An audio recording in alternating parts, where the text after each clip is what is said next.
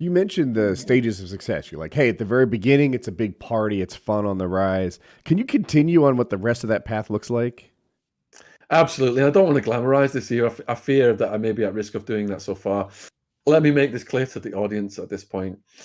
My job now is going in schools and scaring the living daylights out of kids with the jail conditions and the consequences of drugs in the hope they won't get involved in drugs and crime. And I also donate books. My book, Hard Time, is about the jail conditions. I've donated 20,000 books in the last couple of years to school kids and prisoners in the hope they won't, do the stupid shit I did. So going more over to the consequences side of it, then you do eventually enter the dark side of drugs, because every time you take drugs, you're always chasing those first highs. First time you do ecstasy, yeah, you have the time of your life. You're dancing all night long. You're telling people your life story, and the next time you do it, the pleasure goes down a little fraction that you don't notice. And in the background, the pain, the side effects, rises a little fraction that you don't notice.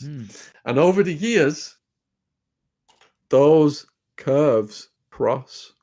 And if you're addicted, a lot of people do drugs and they'll be fine. But if you've got an addictive personality and you can't stop, when that pain rises above the pleasure, you keep going, even though you know it's going to lead to the prison, police, or death.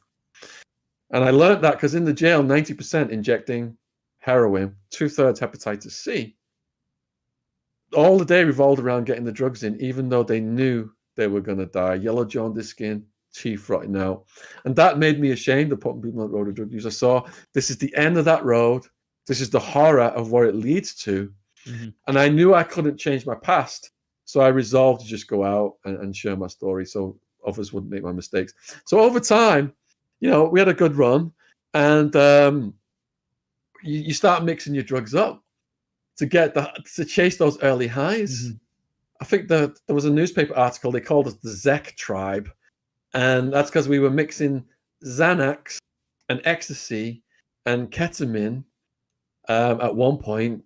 Coke and ketamine, we call, like CK, we call that. Are you writing this down, Taylor? Yeah, I got it. Crystal meth. By the time the indictment came down, the prosecutor said most of my co-defendants were chronically addicted to crystal meth, and they didn't have hardly any belongings, a lot of them. So that's how it ends up. And in my book Party Time, there's at the very end of it, it says, where are they now? And nearly all my male friends from back then, one by one, are dead because of the lifestyle choices. You mentioned you were making. Oh, go ahead, buddy. You mentioned you were making about $500,000 a year before the drug thing off your finance commissions. Is that what I meant? So that's the stupid thing. I didn't even need to be doing the drugs. I was worth $2 million in the stock market during the .com bubble. So money wasn't even your motivation for doing the drug thing. Absolutely like $500,000 a year. Like some people make more, but that's enough. You're not hurting. You can buy anything you want. I've written the longest ever book about Escobar. It's over 1,000 pages long, Pablo Escobar's story. I've researched the shit out of his life. And there came a point in time when his brother said, look, we're worth billions. Why don't we just buy our own island, kick back, rival gangsters won't kill us, we won't end up in prison for the rest of our lives, we can live happily ever after, effectively. Pablo Escobar turned around to his brother Roberto and said, you want me to kick back on some boring-ass island, on a deck chair, sipping a margarita? I'm just paraphrasing. And when I'm running a multi-billion-dollar business, when my money puts the president of Colombia in power, when thousands of people are working for me, it's all ego. It is psychological. The lifestyle is more addicting than the cash and the drugs.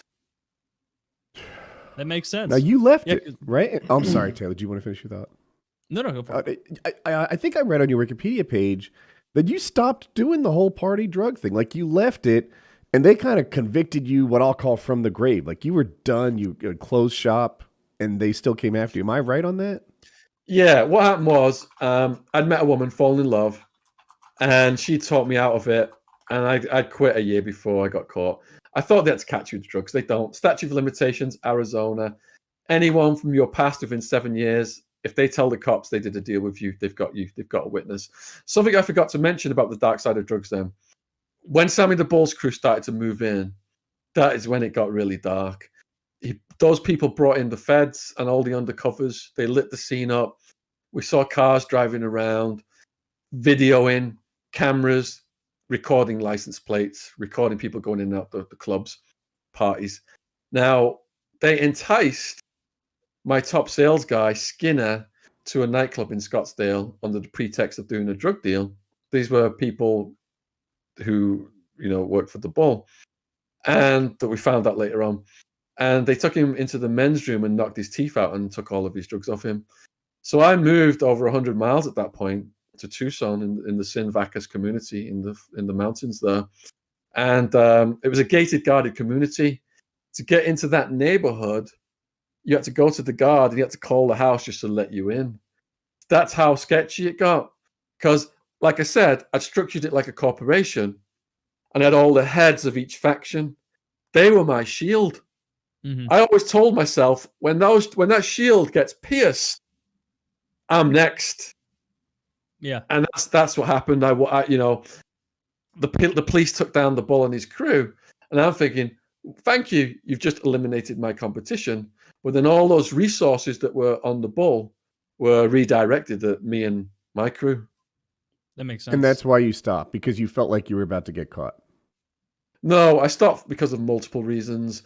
The Nasdaq had crashed. I'd lost a lot of my money, and I was depressed. I met a woman.